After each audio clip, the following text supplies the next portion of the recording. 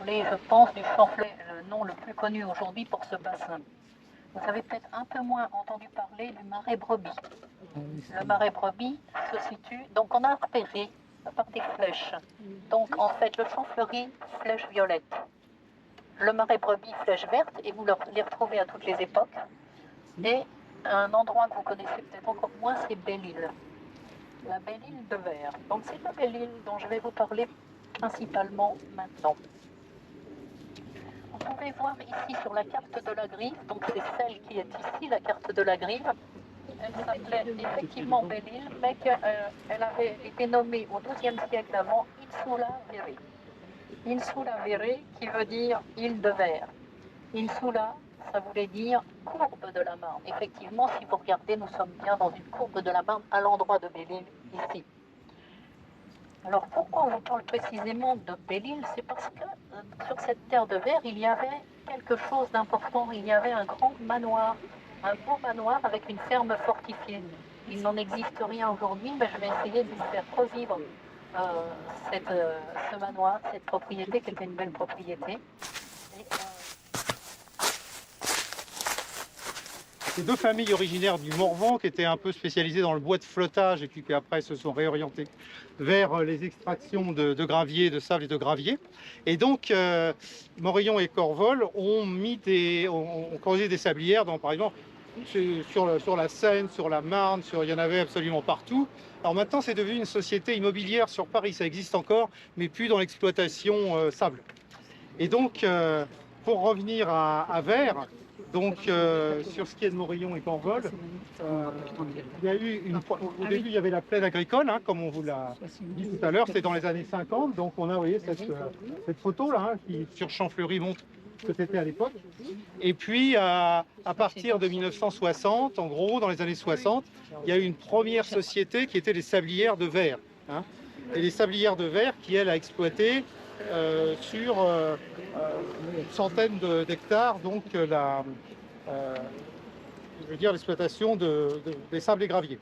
Et puis après, dans les années, ça a duré une dizaine d'années, puis après sont arrivés Morillon et Corvol, qui eux sont venus pour faire quelque chose de beaucoup plus grand, hein, dans les années 70, pour faire une sablière plus grande, et avec notamment des extractions plus importantes, et puis aussi des postes de traitement très bruyants, voilà.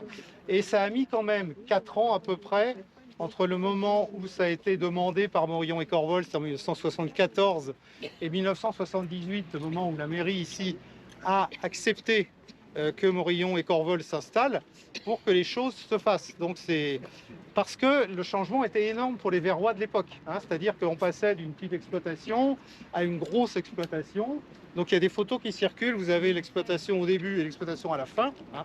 Donc, et tout ça évidemment, ça faisait beaucoup de bruit. Il fallait des pompes pour aspirer l'eau, puisque dès que vous creusez par capillarité, l'eau remonte.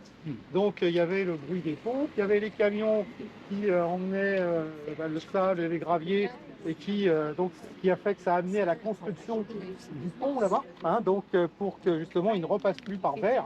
Et donc la mairie de l'époque, la municipalité de l'époque, avait demandé effectivement que Morillon et Corvol construisent un pont pour sortir, non pas d'Anvers, mais de l'autre côté, vers la base industrielle de Chelles.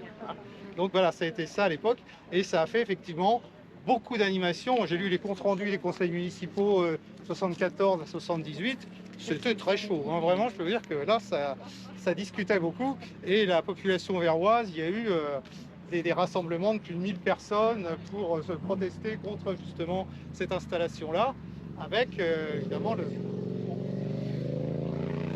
pompes faisaient à peu près ce bruit-là, hein. Donc c'était pour éviter, si vous voulez, tous les désagréments qu'il pouvait y avoir, hein, au niveau de ces constructions-là. Et puis après, donc, les sablières. Excusez, reculez parce qu'on n'a pas reculé. Si je veux m'asseoir, je vous le dis, hein, Après, les sablières donc, ont continué leur exploitation jusque dans les années 80, grosso modo. Et puis ensuite, ce qu'il faut aussi savoir, c'est qu'il y avait dans le même temps le contrat au plan, hein, de la région Île-de-France, qui envisageait, je dirais, l'avenir et la création toutes les grandes villes nouvelles, donc Marne-la-Vallée, Créteil, Cergy-Pontoise, tout ça.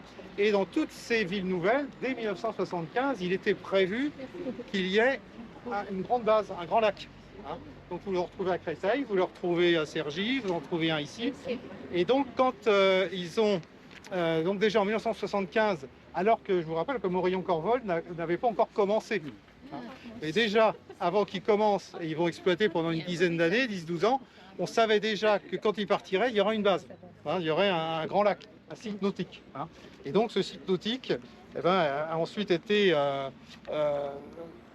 a évolué ensuite, mais ça on va le voir tout à l'heure, en base nautique qu'on connaît aujourd'hui avec les prochains Jeux Olympiques qui se dérouleront sur le site.